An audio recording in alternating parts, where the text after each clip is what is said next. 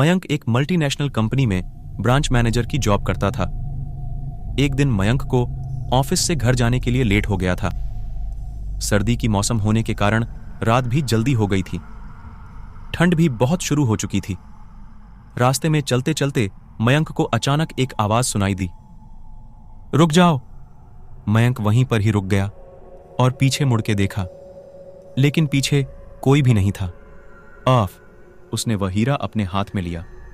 उसकी चमक देखकर मयंक की खुशी का पार ना रहा। लेकिन मयंक को कहां पता था यह कोई साधारण है या नहीं थी, बल्कि एक चमकता हुआ हीरा था। उसने वह हीरा अपने हाथ में लिया। उसकी चमक देखकर मयंक की खुशी का पार ना रहा। लेकिन मयंक को कहां पता था यह कोई साधारण है या नहीं, बल्कि एक मायावी हीरा है। अचानक उस हीरे में से आवाज आई, अगर तुम्हें और हीरे चाहिए तो इस जमीन को खोदो। इस जमीन के नीचे बहुत सारे हीरे हैं। मयंक खुश हो गया। उसने उस हीरे को अपनी जेब में डाला और जमीन खोदना शुरू किया। करीबन 2 फीट खोद काम करने के बाद अचानक मयंक डर के मारे चिल्लाने लगा। इसके कारण उसका संतुलन खो गया और जमीन पर गिर पड़ा, क्योंकि उस गड्ढे में से हीरे मोती नहीं, बल्कि किसी इंसान का कटा हुआ सर मिला। अचानक वह सर हवा में उड़ने लगा और बोला, डरो मत, मैं तुम्हें कोई हानि नहीं पहुंचागा। मैं तुम्हें बहुत सारे हीरे जवेरात भी दूंगा। बस मेरी बात ध्यान से सुनो। मैं जहां जाता हूं वहां मेरे पीछे आओ। फिर वह सिर हवा में उड़ा और जंगल की ओर बढ़ने लगा। करीबन 1 किलोमीटर चलने के बाद वह सिर रुक गया। मयंक भी रुक गया। फिर उस सिर ने मयंक से कहा, इस जमीन के भीतर बहुत सारे हीरे मोती जवाहरात छुपे हुए हैं। इस जमीन पे खोद काम शुरू करो। मयंक खुश हो गया और उस जमीन को खोदना शुरू कर दिया। खोदते खोदते उस जमीन के नीचे हीरा मोती तो नहीं मिले, बल्कि उस सिर का कटा हुआ धड़ मिला। उस सिर ने कहा, अब तुम्हें एक आखिरी काम करना है, उसके बाद मैं तुम्हें मालामाल कर दूंगा। तुम्हें कहीं से भी 1 लोटा खून लाना होगा। मयंक ने बोला, 1 लोटा खून? पर मैं 1 लोटा खून कहां से लाऊंगा? उस सिर ने कहा, चलो मेरे साथ।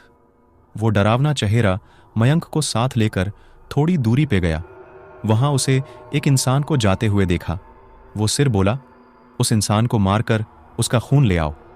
मयंक डर गया और बोला, नहीं, यह मुझसे नहीं होगा। मैं यह नहीं कर सकता। अगर तुमने यह काम नहीं किया तो मैं तुझे बहुत बड़ी मुसीबत में डाल दूंगा। फिर तुम्हारी पूरी जिंदगी नर्क बन जाएगी।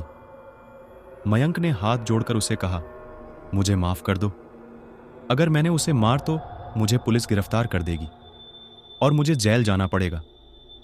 उस सिर ने अपने तंत्र मंत्र की शक्ति से एक छुरी और लोटा प्रकट किया और गुस्से से बोला, अगर तुम मेरा यह काम नहीं करो गए तो मैं तुम्हारे पूरे परिवार को मौत के गाढ़ उतार दूंगा।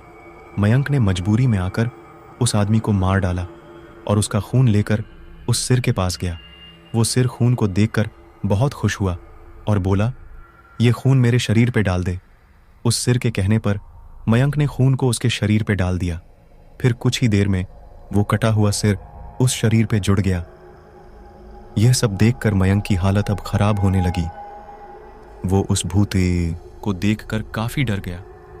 जैसे ही वो भूत जिंदा हुआ तो जोर जोर से हंसने लगा और डरावनी आवाज में बोला, तुमने बहुत बड़ी गलती कर दी कि तुम्हें मुझे फिर से जिंदा कर दिया। अब मैं सिर्फ तुम्हें ही नहीं बल्कि इस पूरे शहर को मौत के गाढ़ उतार दूंगा। डर के मारे मयंक के मुंह से आवाज भी नहीं निकल रही थी। वो अपने जान बचाने के लिए वहां से दौड़ा, लेकिन उस भूत ने छलांग लगाकर मयंक को जमीन पे गिरा दिया और बोला, मुझे बहुत भूख लगी है, अब मैं तुम्हारा मांस खाऊंगा। जैसे ही उस भूत ने मांस खाने के लिए आगे बढ़ा कि तुरंत ही उसका सिर धड़ से अलग हो गया। मयंक समझ नहीं पाया कि आखिर यह चमत्कार हुआ कैसे। जब मयंक ने पीछे मुड़कर देखा तो एक अघोरी बाबा खड़े थे। उस अघोरी बाबा ने कहा, जब तुम उस आदमी को मारकर उसका खून ले जा रहे थे तभी मैंने देख लिया था और समझ गया कि कुछ तो बुरा होने वाला है।